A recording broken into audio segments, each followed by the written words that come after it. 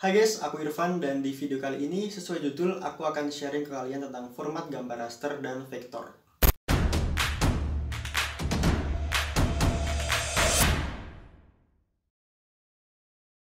Ya, bahasan ini sebenarnya sudah pernah aku bahas di video ini, tapi karena aku merasa video itu berbelit-belit dan itu kecampur dengan video lain, ya pokoknya gak jelas lah. Jadi aku putuskan untuk membuat video ini.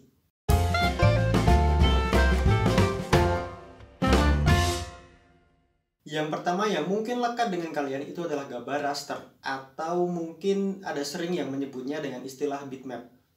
Nah, gambar raster ini adalah gambar yang tersusun dari pixel. Jadi kalau kalian ada gambar terus kalian zoom, itu akan menjadi seperti hubungan kalian. Ya, agak jelas. Ya, pokoknya jadi kotak-kotak gak jelas pecah gitulah. Nah, itu yang namanya pixel. Jadi satu kotak itu Oke. Ulangi. Bruh.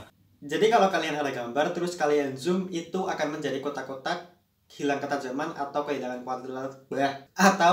kualitasnya. Jadi kotak-kotak, nah satu kotak itu artinya satu pixel. Nah, kumpulan pixel atau kotak-kotak ini yang membentuk suatu gambar itu disebut dengan resolusi. Jadi mungkin kalian pernah dengar istilah ada gambar itu resolusinya 1280 kali 720. Atau bahasa kerennya itu HD, High Definition. Nah, jadi di gambar tersebut itu ada 1280 pixel yang menyusun gambar tersebut secara horizontal dan 720 secara vertikal. Maaf, motor. Nah, jadi jika dikalikan itu di gambar tersebut total ada 921.600 pixel. Inilah yang menjadikan sifat dari si raster ini disebut dengan resolution dependent, yaitu kualitasnya itu masih tergantung dengan jumlah pixel. Jadi kesimpulannya adalah semakin banyak pixel atau semakin besar resolusi suatu gambar, maka kualitas gambar tersebut juga akan meningkat.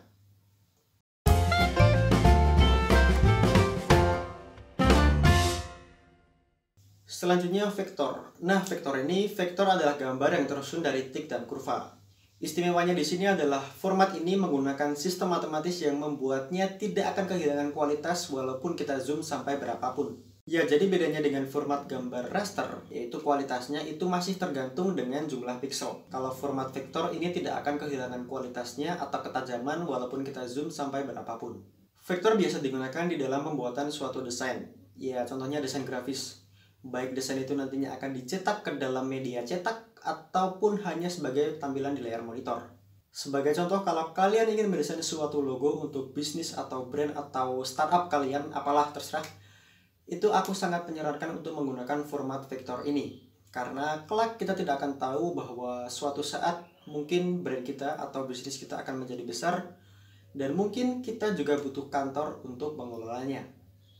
Ya, amin. Nah, kantor itu nantinya juga akan dipasangi logo kita untuk menunjukkan identitasnya agar terkesan profesional. Nah, bagaimana jika kalian dari awal itu mendesain suatu logo dengan menggunakan format raster? Ya, jadinya pecah, seperti hubungan kalian.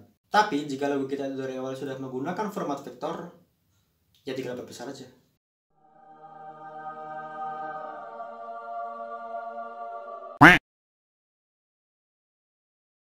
Ya, mungkin contoh yang aku berikan barusan itu terkesan hiperbola.